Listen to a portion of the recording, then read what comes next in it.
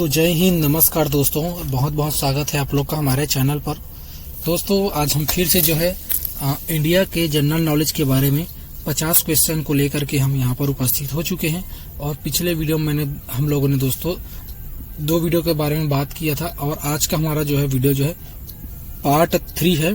ठीक है, पार्ट 3 जिसमें हम इंडिया जीके के बारे में बात करने वाले हैं। तो हम हमारे चैनल पर दोस्तों जैसा कि आप लोग को पता होगा कि जनरल नॉलेज के बारे में बात करते हैं, जैसे वह साइंस के हो गया, कंप्यूटर का हो गया, करंट अफेयर्स के हो गए, हिस्ट्री के हो गए, जियोग्राफी के हो गए, पॉलिटी के हो गए। आल सभी चीज़ों के बारे में हमारे चैनल पर हम बात करते हैं सभी कॉम्पिटिटिव एग्जाम के लिए। तो आज का हमारा वीडियो दोस्तों पार्ट 3 होने वाला है और इसमें हम पूरे 50 क्वेश्चन के बारे में, ऑब्जेक्टिव टाइप क्वेश्चन के बारे में, क्वेश्चन और आंसर के बारे में बात करने वाले हैं। तो चलिए दोस्तों बिना देरी के वीडियो को शुरू करते हैं और जानते हैं हमारे आज के 50 क्वेश्चन के बारे में। तो आज का हमारा वीडियो दोस्तों 126 नंबर से स्टार्ट हो रहा है। ठीक है, यह हमारा पार्ट 3 है जो कि 50 क्वेश्चन के बारे में हमने बात करेंगे और यह 175 तक हमारा जाएगा आज का 50 क्वेश्चन कंप्लीट। ठीक है, तो पहला क्वेश्चन है दोस्तों, निम्नलिखित में से सबसे प्राचीन पर्वत श्रेणी कौन सी है? निम्नलिखित में से सबसे प्राचीन पर्वत श्रेणी कौन सी है? तो यह अरावली पर्वत सबसे प्राचीन पर्वत श्रेणी है। अगला प्रश्न है दोस्तों, तुजु दर्रा भारत को किस देश से जोड़ता है? तुजु दर्रा भारत को किस देश से जोड़ता है? तो यह म्यांमार देश से जोड़ता है।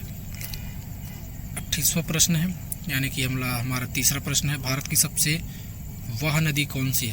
भारत की सबसे बड़ी वाह नदी कौन सी है? तो वह है गंगा नदी। 29वां प्रश्न है, नर्मदा नदी का अधिकांश भाग भारत के किस राज्य में बहता है? तो वह मध्य प्रदेश में बहता है। निम्नलिखित में से किस नदी का उद्गम स्थल भारत में नहीं है? निम्नलिखित में से किस नदी का उद्गम स्थल भारत में नहीं है? तो सतलज नदी का उद्गम भारत में नहीं है। अगला प्रश्न है, भारत की सबसे बड़ी मीठे जल की झील निम्नलिखित में से कौन सी है? तो वह है वुलर। अगला प्रश्न हमारा है, उत्तरी पूर्व भारत की सबसे बड़ी झील लोकटल किस राज्य में स्थित है? उत्तरी पूर्व भारत की सबसे बड़ी झील लोकटल किस राज्य में स्थित है? तो यह मणिपुर में स्थित है। अगला प्रश्न हमारा है, भारत में ताजे जल की सबसे बड़ी झील वुलर किस राज्य में स्थित है? तो यह जम्मू कश्मीर में स्थित है। अगला प्रश्न हमारा है, भारत की प्रसिद्ध लैगून झील है। भारत की प्रसिद्ध लैगून झील है तो यह चिल्का झील है। अगला प्रश्न हमारा है, भारत के किस राज्य में फुलहर झील स्थित है? भारत के किस राज्य में फुलहर झील स्थित है? तो यह उत्तर प्रदेश में स्थित है। अगला हमारा प्रश्न है, भारत में प्रथम बहुउद्देशीय नदी किस घाटी परियोजना का निर्माण निम्न से किस नदी पर किया गया है? तो यह दामोदर नदी पर किया गया है। अगला प्रश्न है, भारत के कोरोमंडल तट सर्वाधिक वर्षा होती है। भारत के कोरोमंडल तट सर्वाधिक वर्षा होती है तो यह होती है अक्टूबर-नवंबर में। अगला प्रश्न है, भारत में सर्वाधिक वर्षा प्राप्त करने वाला स्थान है तो वह है माउंट सीनराम। अगला प्रश्न हमारा है, भारत पाक बगलिहार परियोजना निम्नलिखित नदियों में से किस एक पर स्थित है? तो यह चिनाव पर स्थित है। अगला प्रश्न हमारा है, भारत के किस राज्य में जाड़े के मौसम में वर्षा होती है? भारत के किस राज्य में जाड़े के मौसम में वर्षा होती है? तो यह उड़ीसा में जाड़े के मौसम में वर्षा होती है। अगला प्रश्न हमारा, भारत के पश्चिमी तट पर वर्षा किस मानसून से होती है? भारत के पश्चिमी समुद्री तट पर वर्षा किस मानसून से होती है? तो यह दक्षिण पश्चिम से होती है। अगला प्रश्न हमारा है, भारतीय वन सर्वेक्षण विभाग का मुख्यालय कहाँ स्थित है? भारतीय वन सर्वेक्षण विभाग का मुख्यालय कहाँ स्थित है? तो यह देहरादून में स्थित है। अगला प्रश्न हमारा है, भारत में वृक्षारोपण उत्सव जिले वन महोत्सव के नाम से जाना जाता है। इसके जन्मदाता कौन है? इसके जन्मदाता के.एम. मुंशी है। अगला प्रश्न है, विश्व के कुल वन क्षेत्रफल का कितना प्रतिशत हिस्सा भारत में है? तो वह 2.82% भारत के हिस्सा भारत में है। अगला प्रश्न है, भारतीय वन सर्वेक्षण विभाग की स्थापना कब हो गई थी? यह हुई थी 1981 ईस्वी में। भारत में चंदन की लकड़ी के लिए प्रसिद्ध राज्य है तो चंदन की लकड़ी के लिए जो प्रसिद्ध राज्य वह कौन सा है? कर्नाटक है।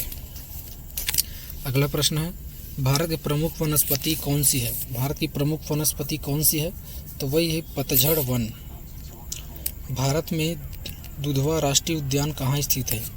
भारत में दुधवा राष्ट्रीय उद्यान कहाँ स्थित है? तो वह स्थित है उत्तर प्रदेश में। भारत में कान्हा राष्ट्रीय उद्यान कहाँ स्थित है? भारत में कान्हा राष्ट्रीय उद्यान कहाँ स्थित है? तो वह स्थित है मध्य प्रदेश में। भारत में जिम कॉर्बेट राष्ट्रीय उद्यान कहाँ स्थित है? भारत में जिम कॉर्बेट राष्ट्रीय उद्यान कहाँ स्थित है? तो यह स्थित है, इनमें से कोई नहीं, ठीक है, असम में भी नहीं है, महाराष्ट्र में नहीं है, उत्तर प्रदेश में भी नहीं है। अगला हमारा प्रश्न है, भारत में सबसे बड़ा बाघ अभयारण्य है? तो भारत में सबसे बड़ा बाघ अभयारण्य कहाँ है? तो वह है कार्बेट में। 152 नंबर का प्रश्न है, भारतीय कृषि अनुसंधान परिषद के अनुसार भारत में कितने प्रकार की मिट्टियाँ पाई जाती है? तो भारत में जो है 8 प्रकार की मिट्टी पाई जाती है। भारत की सर्वाधिक महत्वपूर्ण मिट्टी कौन सी है? भारत की सर्वाधिक महत्वपूर्ण मिट्टी कौन सी है? तो जलोढ़ मृदा जो है भारत की सर्वाधिक महत्वपूर्ण मिट्टी है। अगला प्रश्न है, भारत की सर्वाधिक क्षेत्र पर किस प्रकार की मिट्टी का विस्तार पाया जाता है? तो भारत में जो है जलोढ़ मिट्टी का जो है सर्वाधिक विस्तार पाया जाता है। अगला प्रश्न है, भारत के समस्त स्थल भाग का कितना प्रतिशत जलोढ़ मिट्टी से ढका है? तो 24% जो है जलोढ़ मिट्टी से ढका है। भारत में सिंचाई का सबसे प्रमुख साधन है? तो भारत में सबसे प्रमुख सिंचाई का साधन जो है नलकूप और कुआं है। भारत के किस भाग में तालाब का सिंचाई के साधन के रूप में सर्वाधिक प्रयोग होता है? तो यह होता है दक्षिणी में। अगला प्रश्न है, भारत का सबसे बड़ा चावल उत्पादक राज्य है? तो सबसे बड़ा चावल उत्पादक राज्य जो है पश्चिम बंगाल है। अगला प्रश्न है, भारत में नहर द्वारा सिंचाई में कौन सा राज्य अग्रणी है? तो पंजाब राज्य जो है नहर द्वारा सिंचाई में अग्रणी है। अगला प्रश्न है, रेगुड़ मिट्टी सबसे ज़्यादा है? तो रेगुड़ मिट्टी सबसे ज़्यादा कहाँ है? महाराष्ट्र में। भारत में काली कपासी मिट्टी को किस नाम से जाना जाता है? भारत में काली कपासी मिट्टी को किस नाम से जाना जाता है? रेगुड़ के नाम से जाना जाता है। अगला प्रश्न है, भारत की प्रमुख खाद्य फसल है? भारत की प्रमुख खाद्य फसल क्या है? तो वह है चावल। अगला प्रश्न है, भारत की सर्वाधिक एकड़ भूमि में कौन सी फसल उगाई जाती है? भारत की सर्वाधिक एकड़ भूमि में कौन सी फसल उगाई जाती है? तो यह धान की फसल उगाई जाती है। भारत का सबसे बड़ा मूंगफली उत्पादक राज्य कौन सा है? भारत का सबसे बड़ा जो है मूंगफली का उत्पादक वाला राज्य कौन सा है? तो वह गुजरात जो है सबसे बड़ा मूंगफली वाला राज्य है। अगला प्रश्न है, भारत का सबसे बड़ा सोयाबीन उत्पादक राज्य कौन सा है? तो भारत का सबसे बड़ा सोयाबीन उत्पादक वाला राज्य जो है मध्य प्रदेश है। अगला प्रश्न है, भारत का सबसे बड़ा काजू उत्पादक राज्य कौन सा है? भारत का सबसे बड़ा काजू उत्पादक राज्य कौन सा है? तो वह है केरल। अगला प्रश्न है, भारत का कौन सा राज्य भारत का अग्रणी दलहन उत्पादक है? तो राजस्थान है। अगला प्रश्न है, भारत का वह एकमात्र राज्य जो केसर का उत्पादन करता है? भारत का वह एकमात्र राज्य जो केसर का उत्पादन करता है? तो वह जो है जम्मू और कश्मीर करता है। भारत में रेशम का सबसे अधिक उत्पादन करने वाला राज्य कौन सा है? भारत में रेशम का सबसे बड़ा अधिक उत्पादन करने वाला राज्य कौन सा है? तो वह है कर्नाटक। फल उत्पादन में अगला प्रश्न है, फल उत्पादन भारत का विश्व में कौन से स्थान है? तो भारत जो है प्रथम स्थान में है फल उत्पादक के क्षेत्र में। अगला प्रश्न है, सब्जी उत्पादन में भारत विश्व में कौन सा स्थान है? सब्जी उत्पादन में भारत का विश्व में कौन सा स्थान है? तो वह द्वितीय स्थान है। अगला प्रश्न है, भारत का कौन सा राज्य जूट का प्रमुख उत्पादक है?